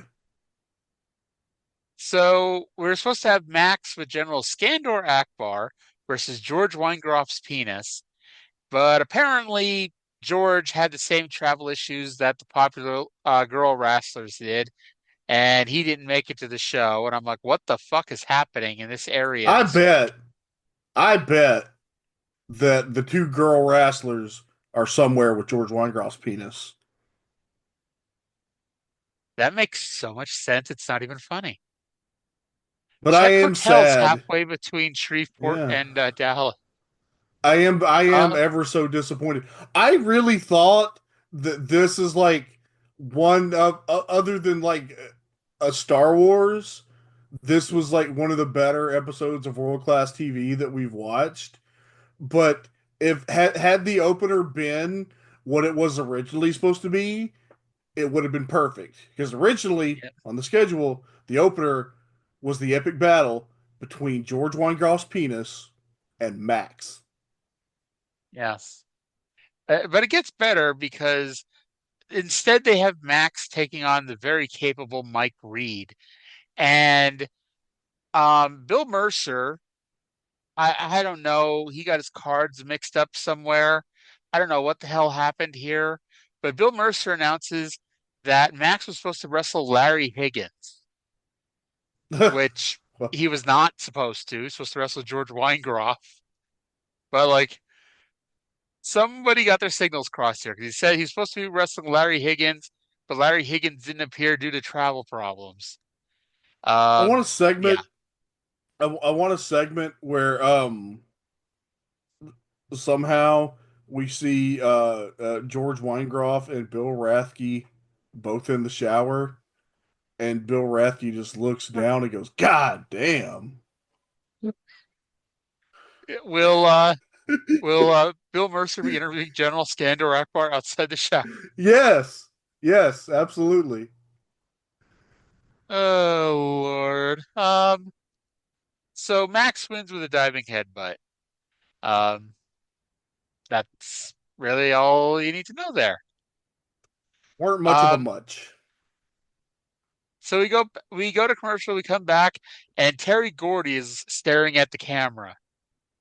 I pressed pause as Terry Gordy and his big bushy head of hair are just staring at the camera, completely blocking Mercer. Okay, have you ever noticed, if you look at it, Terry Gordy looks like if Andre the Giant was normal sized. I never thought about that. Just like facially and the hair, right? Yeah, I see it. Let's go to this promo. It's actually the only bit of audio I have from World Class. Let's go to this Freebirds promo right now. Well, Terry Gordy taking a look at. We have the Freebirds here. I wanted, as we have talked to the Von Erichs about what happened to Kevin Von Erich. How about them? I wanted the Freebirds to come up and give their version of what happened and look at some of the action. Now, Terry, I understand from what I hear, you're the one who attacked Kevin Von Erich. Hey, man, what are you talking about? That's what I've been... See, I get back to Texas for 2 weeks, and here they go. All these Texans are starting to blame stuff on me, man. I can't help it if some Texan come along and didn't like Kevin Von Erich's looks and beat the tar out of it, man. Don't come blaming stuff like that on me. You make me feel like a big bully. Well, all right. That's just what I heard. Now, Michael, let's look at what happened earlier this week in that match of the six-man World Tag Team. Something better like what's on the screen now. Well, we can all admire that, but let's go back to this six-man World Tag Team. That we won. Well, yes, but like how about by default. By default. All right. But look at what happened to Buddy Roberts. Hey, well, look, he's holding his trunks. Look, he's holding his trunks, right? Manning, of course, is doing nothing about it. He's cheating right there. It's live. It's on TV in front of another turn-away sellout crowd, which we've done from one side of the world to the... And look at this. 4-on-3. Here comes an idiot. Hey, he probably slipped looking in the mirror or something, and he's going nuts. Look, he doesn't even like his brothers. Nobody likes him. Hey. What are you going to do? You going to blame us for everything?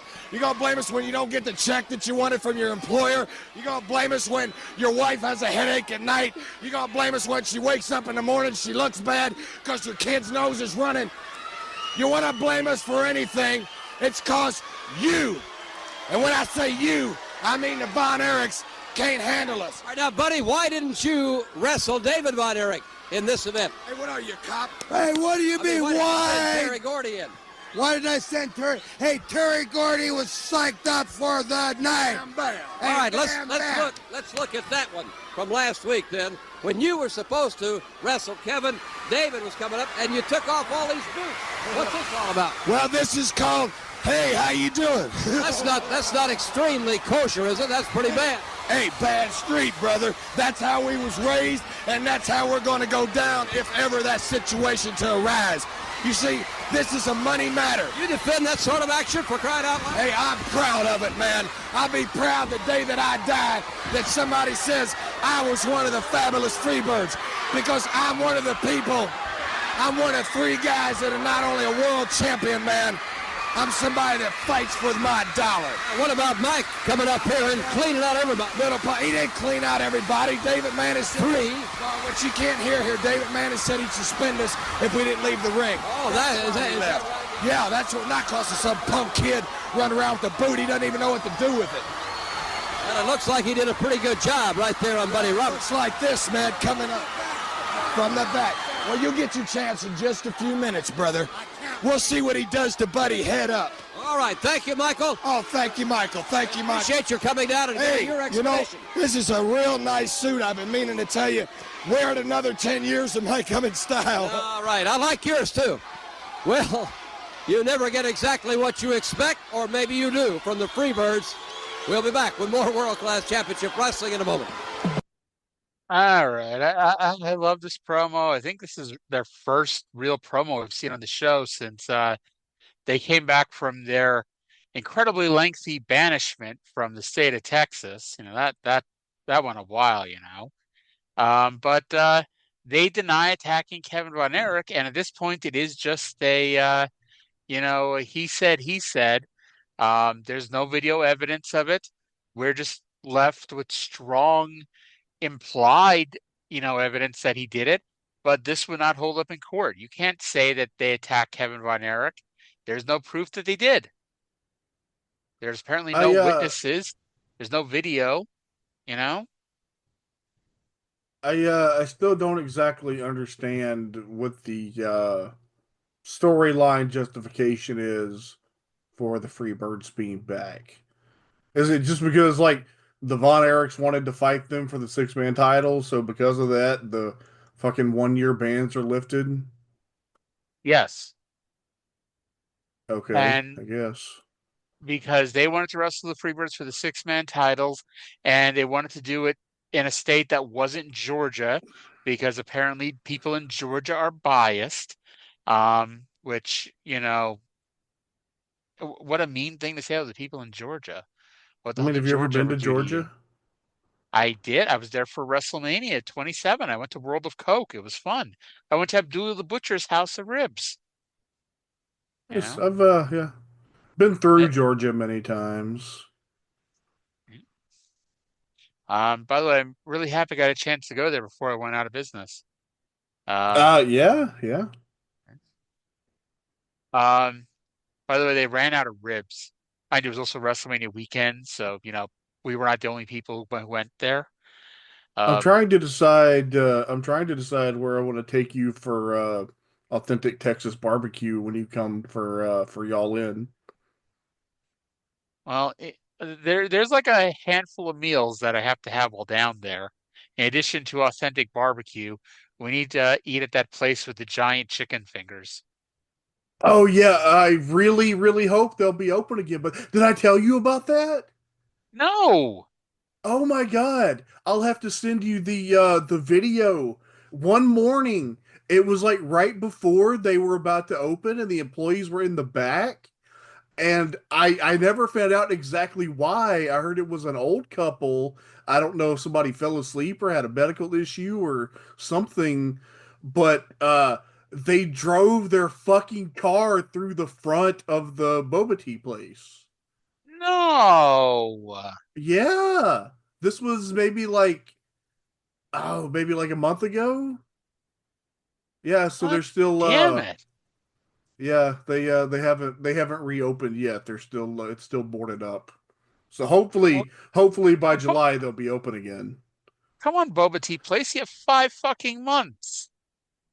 Let's They're go. trying. They're working on it. Yeah.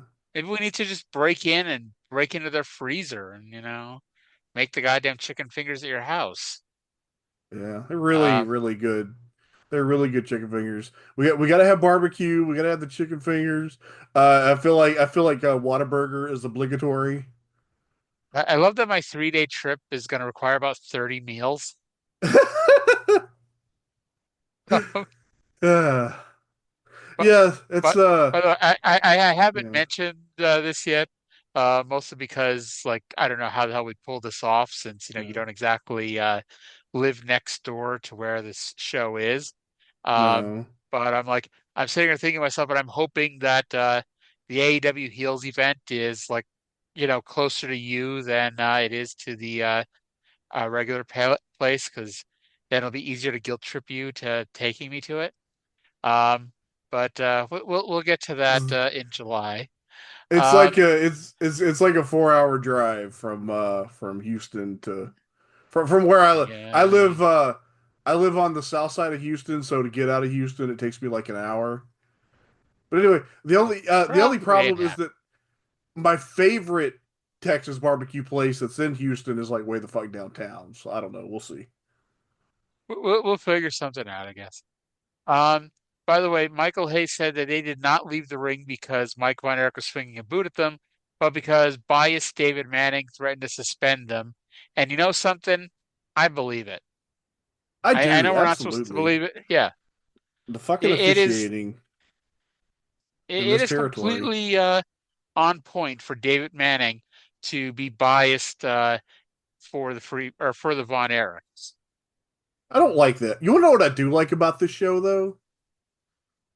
The fun What's thing about this show is that like okay, yeah, we go weeks and weeks and weeks with just different combinations of Von Erichs and Freebirds and Chris Adams and Jimmy Garvin and Devastation Inc. and fucking Johnny Mantel. But then one week, completely randomly, there's Perro Aguayo versus Fishman. yes, the world famous Fishman versus Pero Agualo, who is really Pero Aguayo. Agualo, and also one time he called him Perro Aguin. Um, and so they have a match here, which you know I I don't know it was quite the It's match. fine. It was completely fine. Yeah. And then I didn't know what fucking show I was watching because Mercer starts talking about how a great black wrestler who is a North American champion, Butch Reed, is on his way into the territory. And I'm like, Mercer's behind on his Mid South tapes. Although at this point, do you really blame him for forgetting who the champion is? Pero Yeah. Pun. I'm sorry. Go ahead. It's been months since Reed was a North American champion. Yeah. Pero punched Fishman right in the face at the 5 minute mark as Mercer started talking about how the popular girl wrestlers were coming in. I'm like, at this Yeah. point, I'm ready for him to talk about the television tournament for a medal and $10,000. Yeah. I like Perro's big fluffy boots. Yes. Dive Man. Wow. Dive Man did a fishing splash. Fishman did a diving splash, more than halfway across the ring. Aguayo won with a Samoan drop and a senton for the middle rope.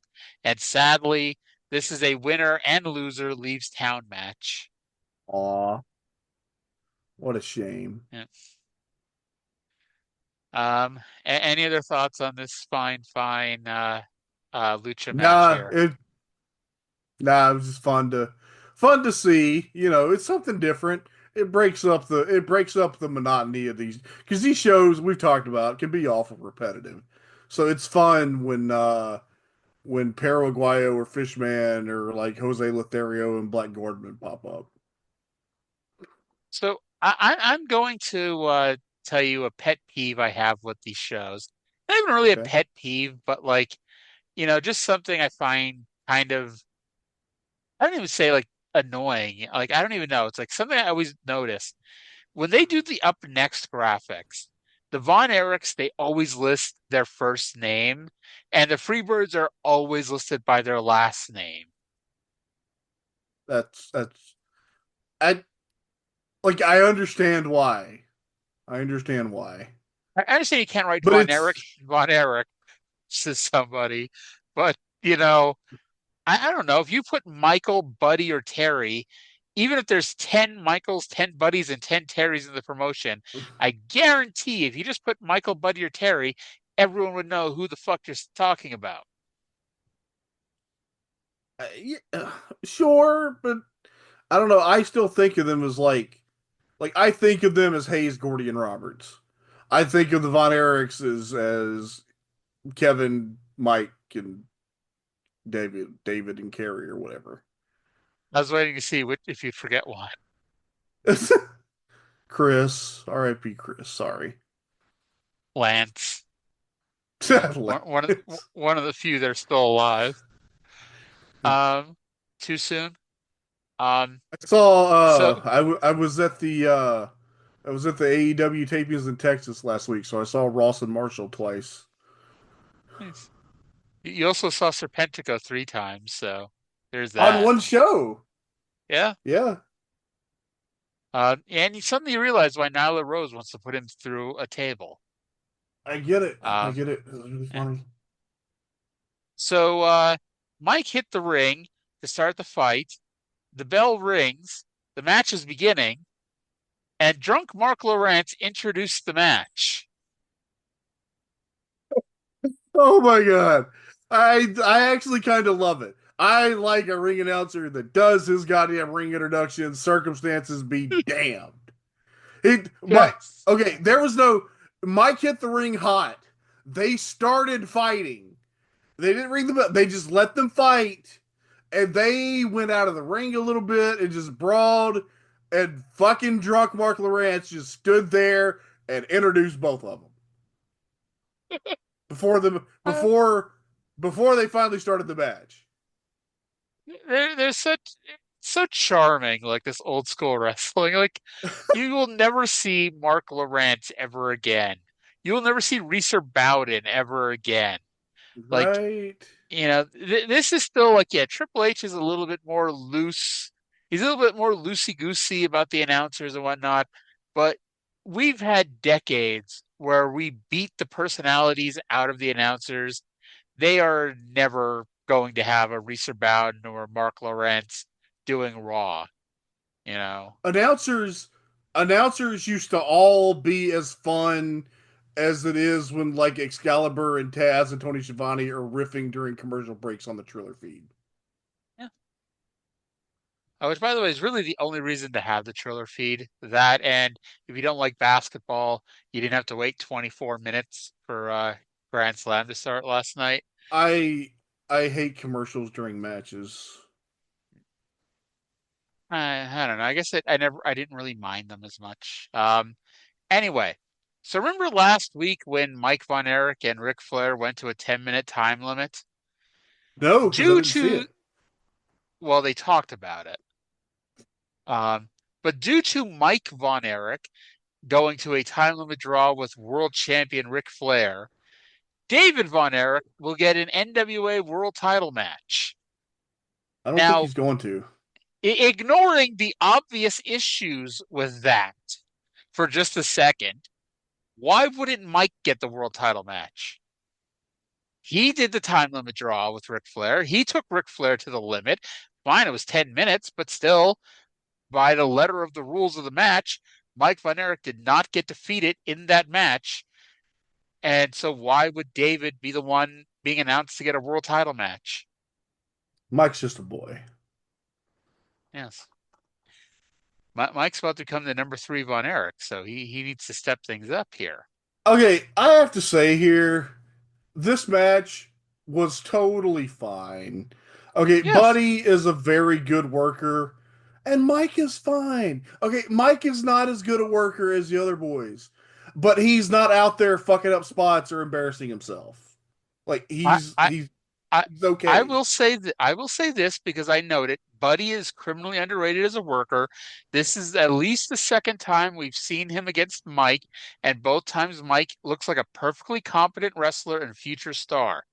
With that said, let's wait to see Mike Von Erich versus Jimmy Garvin, for instance. Okay. And no offense to Jimmy Garvin, but Jimmy Garvin is not the worker Buddy Roberts is. Hell, let's put Mike against Mike. Von Erich versus Hayes. I'm going to bet he doesn't have this level of a match with Michael Hayes.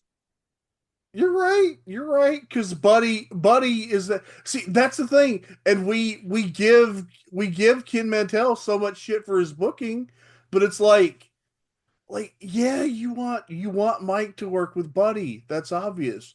That's just like what you want to have Kerry work with Michael because Hayes knows exactly how to work with Kerry. Buddy is like Buddy is that perfect just little shit asshole gremlin heel. Yep. But he wins here with the schoolboy. Mike does, and they announced that next week. And I haven't watched next week's episode, but allegedly Hayes and Gordy are going to wrestle Kevin and Kerry.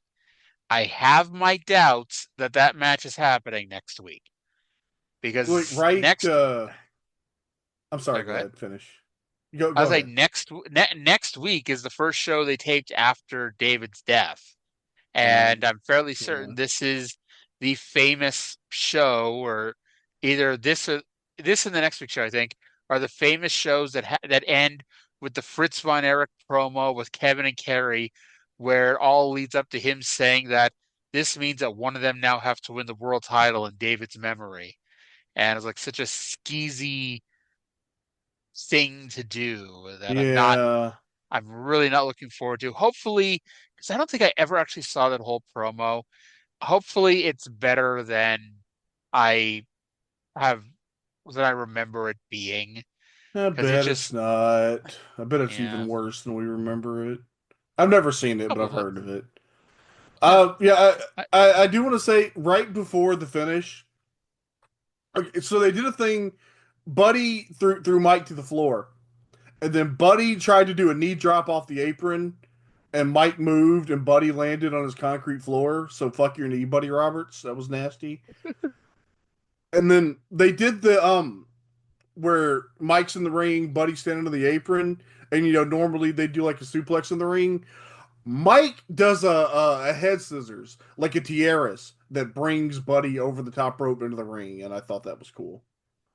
Indeed it was. So then we get to our main event. It is NWA World Champion Ric Flair versus the exciting and popular challenger, America's champion Chris Adams with Sunshine. I wrote, I bet Flair was really happy when he showed up at the Sportatorium and found out he was wrestling somebody whose last name wasn't Von Erich. Hey, this was a hell of a match. It was. I did not write a whole lot here. I said I sat back, relaxed, and enjoyed a 15-minute match, which I guess isn't really that much of a rarity because they do like a once a month. They do like a bit of a lengthy main event match. But like you never see a 15-minute Ric Flair match on these shows. And so here's what I wrote, okay? This was very much a world champion Ric Flair comes to town and wrestles the local babyface match. That is not a criticism. That is just what it is, okay? They did the wrestling. They did the big strike exchange. Flair sold. He powdered. He did everything that he was supposed to do in this situation. This was just another day for him. And I just want to really perfect spot where Adams hit the super kick and Flair immediately bumped, but in bumping, he rolled like 2 rolls toward the ropes so that when Adams covered him, he was just close enough to get his foot on the rope. Just fantastic. Fantastic.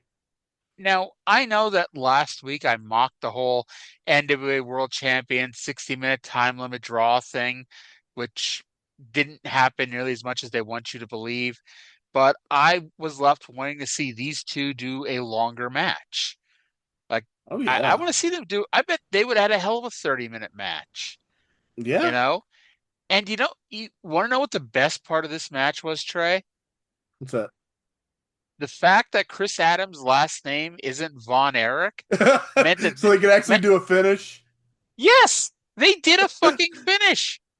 Chris Adams came off the middle rope with a crossbody, and Ric Flair rolled through for the clean pin.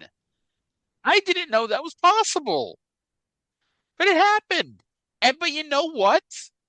You know that argument people made about Harley Cameron got elevated, to the point that she didn't have to win the TBS title? Yeah. This was what that truly means. Chris Adams was never going to win the world title. But Chris Adams got elevated by having this TV match with Ric Flair for the world title, having a good competitive match, even though he did a clean job at the end, it meant more to Chris Adams' elevation than if the match had been a double DQ or some other bullshit schmozzy finish. This was perfect. I feel like we got really lucky this week. I cannot remember a week where we did both of these shows and they were both this good. Yes. It's fucking amazing. Yeah. And we immediately get brought back to real life because Mercer ended the show by saying David will get his rematch soon. Aww. He will do no such thing. Actually, next week's gonna be uncomfortable. It really is, and I guess I should have like at least started next week's show just to see like if it really is. But I think it's safe to assume next week's show is going to be the David Von Erich Memorial Show. I think would that goes without assume saying. so. I would assume so. So I guess technically there is another Ric Flair match in the can, because as we mentioned, this show was taped on February 3rd. February 4th, they did a show in San Antonio with Flair versus David in a no disqualification match. So technically, they have one in the can if they Who wanted knows to if that go was that even route. taped though? I guess that's true. Um, looking, I guess that the poor Paraguayo and the Fishman, they were the semi-main on the San Antonio show. Um, but yeah, it may not have been taped, but yeah, it maybe. So in theory, there was one more match, which by the way, Ric Flair did win this no disqualification match. So who only knows how that happened? But yeah, this is it for David Von Erich. I gotta go on a limb and say that next week will be the Death Show. Um, at this point, I guess how weird is it? Do you think? Because like we're sitting here like for 2 weeks now, David Von Erich is dead, but Yeah. we're still watching him. We're still watching him get pushed to in future feuds and future matches. Um, and I don't know. It's like I kind of like. I mean, those I know, like, shows were already in the can, and it's just yeah, this is 40 years ago when time moved a little slower. yeah. And it's like when real life stuff happened like this, it's like there's only so much you could do. Like it's possible there was more David Von Erich on this show that they had to edit around. Like last week they did that they re-aired the Chris Adams Jimmy Garvin match with Chris Adams was the Masked Avenger. It's very possible that that was put in there to cover something David Von Erich-y. And they may not have had to do that as much this week because obviously we didn't get a blast from the past match. But it's bizarre, and it's kind of like, in a couple years, who's the guy that dies in the WWF, but they still have like a month of matches? Quick Draw Rick McGraw. He died, and then they still had a month of matches that they still were playing. Or like when Joey Morella died, and they had a month of Raw matches with him as the referee afterwards. Yeah. Yeah.